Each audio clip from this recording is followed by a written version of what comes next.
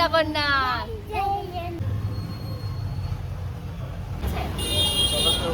হ্যাঁ হ্যাঁ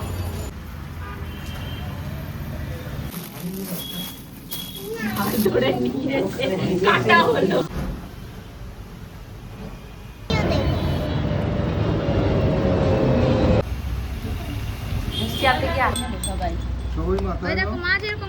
সকালবেলা আজকে ঘুম থেকে ওঠার কথা ছিল 5:30 6টার সময়, কারণ আর্লি মর্নিং উঠে ভিডিও এডিটিং আপলোডিং করতে হবে। বাট ঘুম থেকে উঠতে উঠতে বেজে গেছে প্রায় 8:30টার কাছাকাছি, কারণ আজকে যেতে হবে পূজা নতুন দোকান আড়ম্বরের শুভ উদ্বোধনে। উদ্বোধনীতে কে কে এলো, সবাইকে কি কি উপহার দেওয়া হলো, কত টাকা দামের শাড়ি সেল করা হলো, বাবা মা কত হাজার টাকার শাড়ি কিনলো, আমি কি শাড়ি কিনলাম, জানতে তো নিশ্চয়ই ইচ্ছা হচ্ছে। তা বাদে লিটিল গোল্ডের বাবা পূজাদের দোকান উপলক্ষে কি উপহার দিল, সব মিলিয়ে আজকের ফাটাফাটি এবং মজাদার ব্লগটাকে সাজানো হয়েছে। হোপফুলি তোমাদের ভীষণ ভালো লাগবে। হ্যালো মাই লাভলি ভিউয়ার্স, আমি Priyanka and welcome to my channel Priyanka's time story. ঘুম থেকে উঠে এখন তাড়াতাড়ি করে লিটিল গোল্ডের খাদ্য খাবার রেডি করছি, আর তার সাথে আমি আজকে নির্জলা উপোস। যেহেতু রথযাত্রা রয়েছে, তার জন্য পূজার দোকানে যেহেতু লক্ষ্মী আর গণেশ ঠাকুরের পুজো হবে, তাই আমি ভেবেছি আমি নির্জলা উপোস থেকেই পুজোটা দেবো। কারণ এরকম রথের দিন শুভ মুহূর্তে অঞ্জলি দেওয়ার সুযোগ পাওয়া যায় না। যেহেতু আমার বাড়িতে আমি পুজো অর্চনা করা বন্ধই করে দিয়েছি, আর করবোও না ভেবেছি যতদিন না নিজের বাড়ি হয়। তো তার জন্য লোকের বাড়িতেই এখন থেকে ভেবেছি অঞ্জলি টঞ্জলি এই সমস্ত দিতে যাব। তো এই যে দেখতে পাচ্ছ দুটো শাড়ি, এই শাড়ি দুটো আমি পূজার ওখানটা থেকে কালকে রাত্রেই কিনে নিয়ে এসেছি। একটার দাম রয়েছে তোমার 2599, যদি আমি ভুল করে না থাকি, আর একটা মনে হয় 1299। দুটো শাড়ি ভীষণই ভালো। আমি চেয়েছিলাম দামের ভেতরই নেব, কিন্তু যেটা সবসময় ক্যারি করা যায়, কারণ প্রখর গরম আমাদের এখানে শীতই বা কোনটুকু টাইম পড়ে, আর কয়টাই বা বিয়ে বাড়ি অনুষ্ঠান মানুষের পরে। তাই হালকা পাতলা শাড়ি যেটা সবসময় পরা যায়। বিশেষ করে প্রমোশনে আমি যখন যাই তখন হালকা পাতলা শাড়ি খুঁজেই পাই না। আবার বেশি দামি শাড়ি ছাড়াও তো প্রমোশনে পরে যাওয়া যাবে না। ভাবো তো, সোনার দোকানে মানে লাখ লাখ টাকার গয়না পরছি, এদিকে যদি পরনে একটা তোমার 2000-3000 শাড়ি থাকে, তাহলে তো ভালো মানায় না। ওখানে 5-7 হাজারের শাড়ি নিচে পরা যায় না এত হেভি গোল্ড জুয়েলারির সাথে। তো এই যে শাড়িটা দেখতে পাচ্ছ, এটার দাম কিন্তু কম ছিল, এটা মনে হয় 1300 টাকা ছিল। শাড়িটার ব্লাউজটা রেডি হয়েছিল না বলে আমার কাছে একটা দেখো, আমার একটা ওটাকে কি বলে, পুরীর কোটকি না মটকা কি সিল্ক হয়, সেটা কিনেছিলাম লকডাউনের সময়, গেছিলাম প্রায় 5000 টাকা দিয়ে। তো সেই শাড়িটার সাথে পরবো বলে এই ব্লাউজটা বানিয়েছিলাম। শাড়িটা আমার জন্য নয়, শাড়িটা মাকে জামাষষ্ঠীতে উপহারে দিয়েছিলাম। বাট মাকে এখনও সেই শাড়ি পৌঁছানো হয়নি, শাড়িটা আমার কাছেই রয়েছে। মা মাঝে মধ্যেই বলে, বাট আমি নিয়ে যাব ভুলে যাই। তোমাদেরকেও দেখাবো ওখানে সবুজ, রানী আর ব্লু তিনটের কম্বিনেশন করা, আর তার সাথে ব্লাউজ পিস ছিল না। ব্লাউজ পিস নিতে গেলে বলছিল 7500-8000 টাকা। তা তখনকার টাইমে 7500-8000 টাকা দিয়ে শাড়ি কেনার সামর্থ্য আমার বড় ছিল না, আর কিনে দেয়নি কোনো দিনও। বাট এখন দেয়, কিন্তু তখন 7500-8000 টাকা লকডাউনের সময় অনেক ব্যাপার। তো এটা প্রায় 5000-এর কাছাকাছি নিয়েছিল।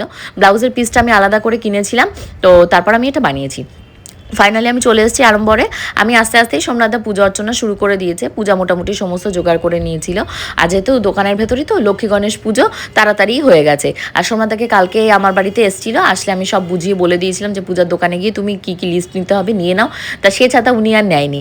তার সকালবেলা মনে হয় স্বর্ণজিৎ বা পূজা কেউ একটা ফোন করে লিস্টটা ফোনে শুনে নিয়েছে, আর এই যে আয়োজন হয়ে গেছে। পূজার দোকানের বেস্ট পার্ট কী বলো তো, পূজা আর স্বর্ণজিতের দোকানের সামনেই একটা টিউবওয়েল রয়েছে। কী যে মজা, মানে টাইম টু টাইম জল আসে, ওরা ওখানটার জল দিয়ে ইউটিলাইজেশন করতে পারে। তো সকালবেলা ওখানটা থেকে সমস্ত জল টল দিয়ে কাজকর্ম গোছানো টোছানো পুজো অর্চনা সব হয়ে গেছে।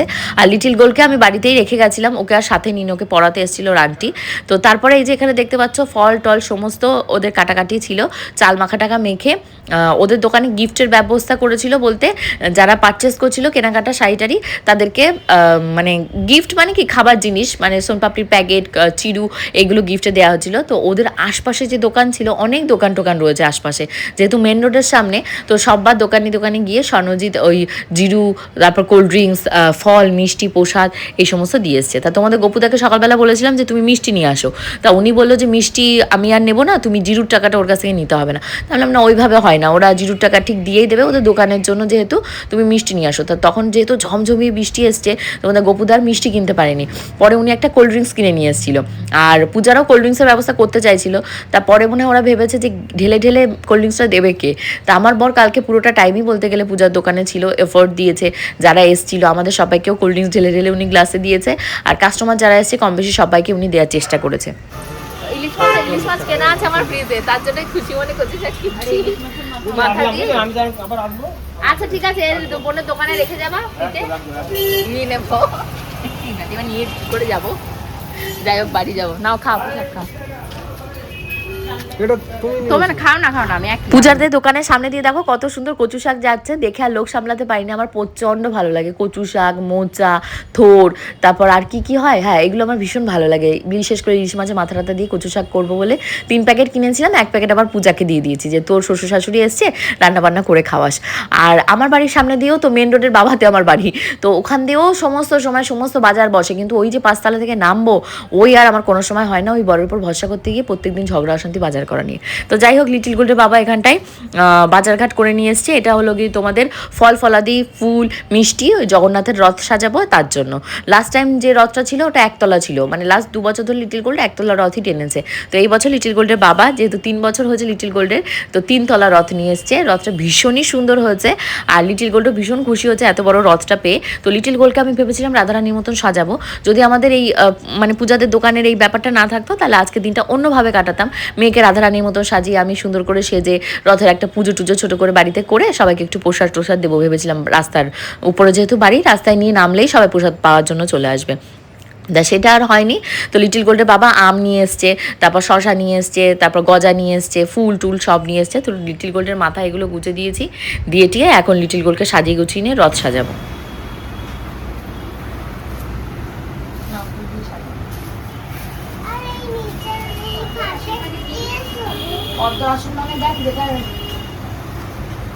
পদ্মের মতন একটা আসন মতন রয়েছে না, পদ্ম ফুলের মতন ফোটা একটা আসন মতো ছোট্ট গোল, দেখতো আছে নাকি, আস্তে আস্তে হাত দিস নাও। রথটা সাজানোর পর মনে পড়েছে আরে রথ ধরে যে টানার দড়ি, মেন যে দড়ি, সেই দড়িটাই তো রেডি নেই। তারপর খুঁজে খুঁজে খুঁজে খুঁজে আমি গুছিয়ে রাখি সব জিনিসই, কিন্তু এখন কী হয় বলো তো, এত ওয়ার্ক প্রেশার, মানে কোথায় কোনটা রাখি এখন আর মাথা কাজ করে না। বাট আগে এমন ছিল, একটা শুয়েও কোথায় আমি রাখতাম, এক পয়সাও কোথায় রাখতাম সব মনে থাকতো। এখন মেয়ের পড়াশুনো থেকে শুরু করে মানে বাজার ঘাট, সংসারের কাজকর্ম, নিজের বিজনেস সব নিয়ে একদম নাজেহাল অবস্থা। যাই হোক, সুন্দর করে রথটাকে সাজিয়েছি, সাজিয়ে টাজিয়ে এখন কোথায় যাব বলো, ঝমঝমিয়ে বৃষ্টি, রথযাত্রা আর বৃষ্টি তো হবেই, ভগবান স্বয়ং রাস্তায় আজকে নামবে বলে রাস্তা পরিষ্কার করা চলে বৃষ্টির জলে। তো আমি ভাবলাম তাহলে ছাদেই যাই, আগেরবারও ছাদেই টেনেছিল, কোনো বাড়ি ওকে রথ নিয়ে নিচে নামায় না, কারণ আমরা কার বাড়িতে রথ নিয়ে যাবো বা কোন রাস্তায় যাব, মেন রোড, আমার একার পক্ষেও সম্ভব না মেয়ে সামলে, রথ সামলে, শাড়ি সামলে, মেয়ে লেহেঙ্গা সামলে রাস্তায় বেরোনো, তারপর রথ টানতে গিয়ে একটা বিপদ হবে। তো তার জন্য ভাবলাম ছাদেই করি, অল্প একটু টানি, একটু ফটো টটো বানাই, ব্যাস। জয় জগন্নাথ, জয় মৌসুমী।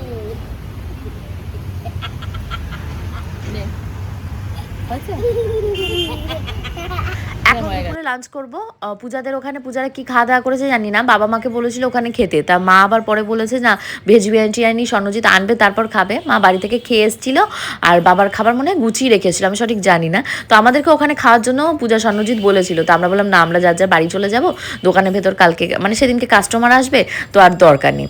আর এই হলো সেকেন্ড শাড়ি, ফার্স্টে তো সকালবেলা একটা শাড়ি পরেছি, আর এই হলো আরেকটা শাড়ি সবুজ, যেহেতু কোনোটারই আমার ব্লাউজ বানানো হয়নি, তো তার জন্য আমি প্রত্যেকটাই আমার কাছে যা ব্লাউজ ছিল সেই দিয়েই পরেছি।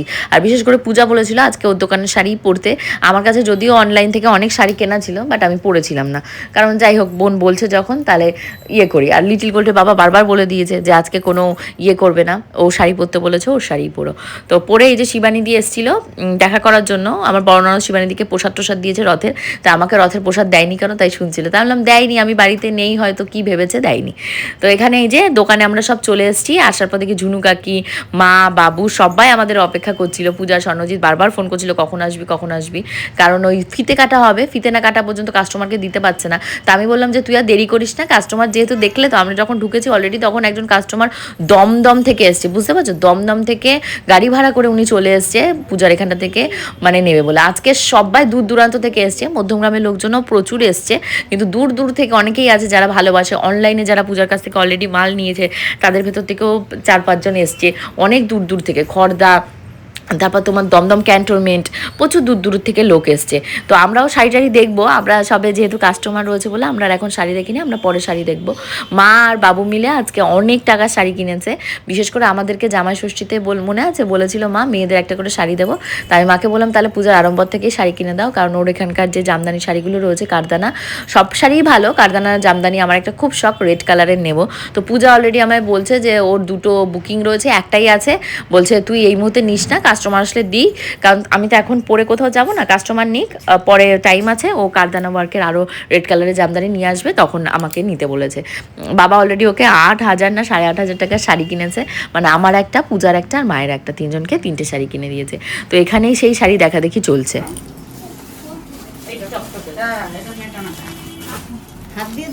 দেখেছি বলবি তো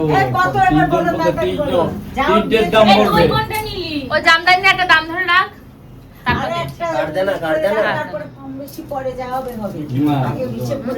আমি নেবো। এই যে কারদানা নেবে পরে এখন এখানে সিনথেটিক হবে পরে। তুমি কি নিয়েছো? আমি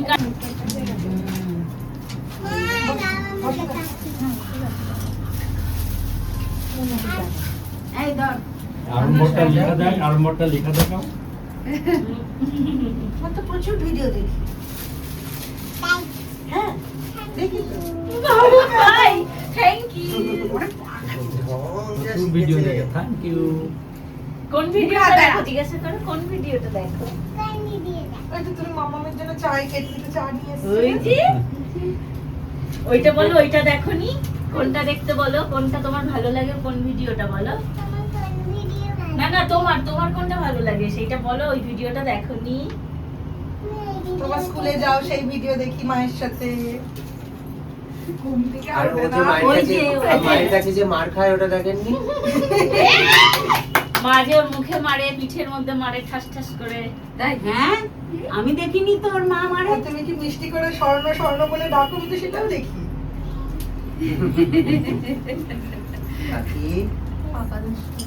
আর ওই যে তোমার কোন ভিডিওটা যেন বর ফোন করেছে, প্রিয় পারফিউম কি? না দিনটা কিন্তু আমরা প্রচুর এনজয় করেছি, হোপফুলি তোমরাও ব্লগটা এনজয় করেছে। এখন বাড়ি চলে যেতে হবে, ডিনার টিনার করে শুয়ে পড়বো, কালকের ব্লগে দেখা হবে, বাই।